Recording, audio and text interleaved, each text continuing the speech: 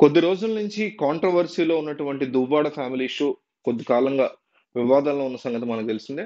అయితే మనకు అందుతున్నటువంటి ఒక విశ్వసనీయ సమాచారం ప్రకారం దివ్యల మాధురి ఎవరైతే దువ్వాడ శ్రీనివాస్‌తో ఆమె లివ్ ఇన్ రిలేషన్‌షిప్‌లో ఉన్నారో ఆ విషయం బహిరంగంగా ఆవిడే ఒప్పుకున్నారు. ఆయన కూడా ఒప్పుకున్నారు. దువ్వాడ వాణి ఎవరైతే వైఫ్ ఉన్నారో ఆవిడ సీరియస్‌గా వీళ్ళ మీద ఎట్లాగైనా ఆ ఇల్లు స్వాధీనం చేసుకోవాలి. వాళ్ళ హస్బెండ్ కూడా తనతో ఉండాలని కోరుకుంటున్నారో, ఈ దివ్యల మాధురి ఎవరైతే రిలేషన్ ఉన్నారో ఆవిడకి కొద్దిసేపటి క్రితం పలాస ప్రాంతంలో ఉన్నటువంటి ఒక టోల్ గేట్ వద్ద ఆవిడ టెక్కెలెళ్తున్నారు యాక్చువల్లీ పలాస నుంచి. ఎళ్తున్న టైంలో పలాస టోల్ గేట్ వద్ద ఒక వాహనం వచ్చి ఆవిడ కార్‌ని చాలా తీవ్రంగా గుద్దడంతో ఆవిడకి తీవ్ర గాయాలయ్యాయి. హాస్పిటల్‌కి తరలించినట్టుగా పలాస ప్రభుత్వ హాస్పిటల్‌కి తరలించినట్టుగా మనకి విశ్వసనీయ సమాచారం వస్తుంది. చాలా అంటే యాదృచ్ఛికంగా జరిగిందా? లేకపోతే ఎవరన్నా ప్రీ ప్లాన్డ్‌గా ఇచ్చేసారా? ఒక పార్టీకి సంబంధించిన వాళ్ళు ఎవరన్నా చేసారా?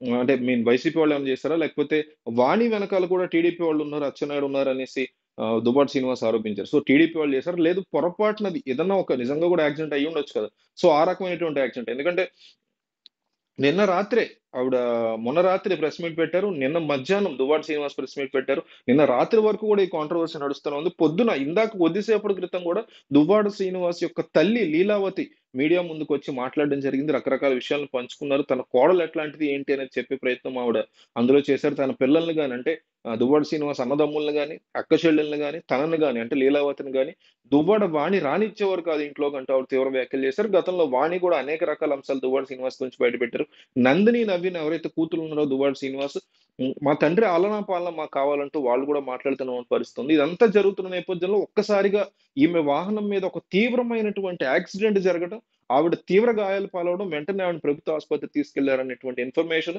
చాలా విశ్వసనీయంగా మనకొస్తుంది. ఇంకా మెయిన్ స్ట్రీమ్ మీడియాలో రాలేదు.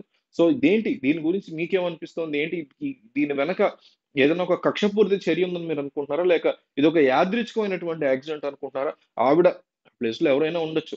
ఆవిడ వీలైనంత త్వరగా కోలుకొని బెటర్‌గా బయటికి రావాలి హెల్తీగా అని మనమైతే కోరుకుందాం.